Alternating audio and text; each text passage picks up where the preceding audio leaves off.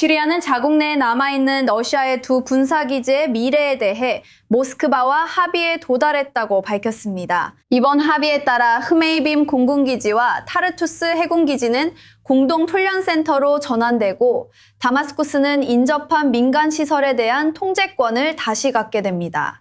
러시아는 남아있지만 통제권은 훨씬 줄어듭니다. 이는 시리아의 아사드 이후 정부가 주권을 강하게 주장하는 조치입니다. 모스크바는 아직 이 합의를 공식적으로 확인하지 않았습니다. 이와 관련해 더 자세한 이야기를 듣기 위해 워싱턴 근동정책연구소의 선임 연구원인 안나 보르셰브스카야 씨를 모셨습니다. 함께해 주셔서 정말 감사합니다. 여러 번 출연해 주셨죠? 출연해 주셔서 정말 감사드립니다. 모스크바가 바샤르 알아사드를 지원한 역할을 고려할 때 시리아의 새 정부가 왜 러시아의 군사적 주둔을 유지하려고 할까요? 네, 우선 말씀하신 대로 우리는 새로운 시리아를 보고 있습니다. 그리고 이것은 시리아가 주권을 주장하고 있다는 점에서 중요한 변화입니다. 하지만 러시아를 완전히 내쫓을 수 없는 이유는 양측 모두 서로가 필요하다는 것을 인식하고 있기 때문입니다. 그리고 시리아 정부는 여전히 러시아가 필요합니다. 시리아는 러시아를 완전히 소외시킬 여유가 없습니다. 저는 최근에 시리아에 있었고 대체로 같은 점을 확인했습니다.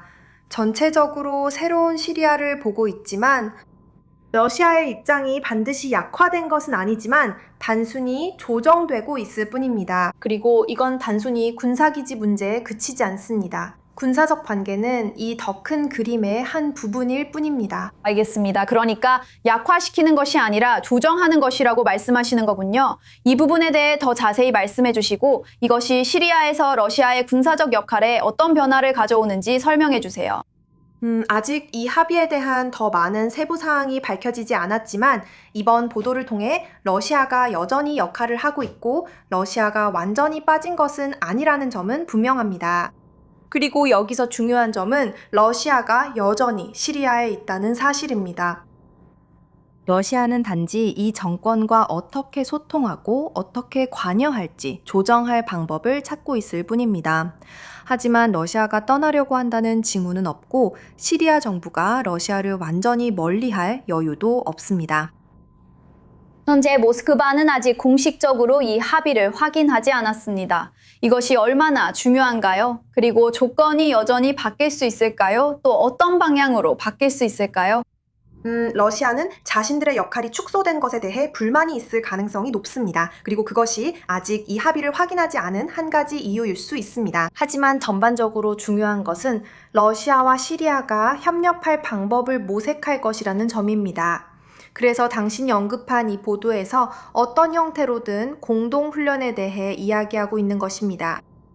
이것이 시사하는 바는 다시 말해 어떤 형태로든 관계가 있다는 것입니다. 그리고 다시 한번 가장 중요한 점은 그 관계의 세부 사항이 무엇이냐가 아니라는 것입니다. 왜냐하면 그것은 변할 수 있기 때문입니다. 이러한 전술들은 시간이 지나면서 변할 수 있습니다. 하지만 중요한 점은 다시 말해 시리아 정부가 자국 국민들에게도 그리고 전 세계에도 자신들의 자율성과 주권을 주장하고 있다는 신호를 보내고 있다는 것입니다. 하지만 러시아는 여전히 그곳에 있다는 점입니다. 그리고 그것이 어떤 형태를 띠지는 시간이 지나면서 달라질 것입니다. 지금 당신은 이것이 단순한 군사 문제, 그 이상이라고 말씀하셨죠.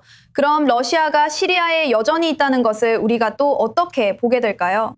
우리는 러시아와 시리아 간의 지속적인 경제적 교류를 통해서 그리고 문화 교류와 외교 교류를 통해서도 그것을 보고 있습니다. 그리고 러시아가 현지에서 계속 전반적인 존재감을 유지하고 있는 것을 통해서도 알 수 있습니다. 한 가지 예를 들자면 러시아는 최근에 러시아 하우스라고 불리는 러시아 문화센터를 재개장했거나 재개장할 예정이었습니다. 러시아 문화센터는 전통적으로 정보기관의 위장 거점로 알려져 있습니다. 그리고 이것은 러시아가 그 나라와 계속해서 문화적 유대를 유지하고 있다는 신호이자 러시아가 그런 유대를 이용해 다시 존재감을 드러내는 방식이기도 합니다. 여러 가지 연결 채널을 통한 일종의 영향력 행사라고 할 수 있습니다. 또 다른 예로는 물론 제가 경제 분야에서 언급했던 것처럼 밀이나 석유 거래가 있습니다. 이제는 시리아 정부는 러시아에 대한 석유 의존도를 줄이려고 노력해왔지만 그 결과는 아직 확실하지 않습니다. 그리고 다시 한번 이 관계가 계속될 수 있는 여러 가지 방법이 있습니다. 그렇다면 다마스쿠스가 본질적으로 러시아를 이용해서 터키와 다른 세력들의 영향력을 견제하거나 적어도 그들에게 새로운 시리아에 대한 메시지를 보내고 있다고 볼 수 있을까요?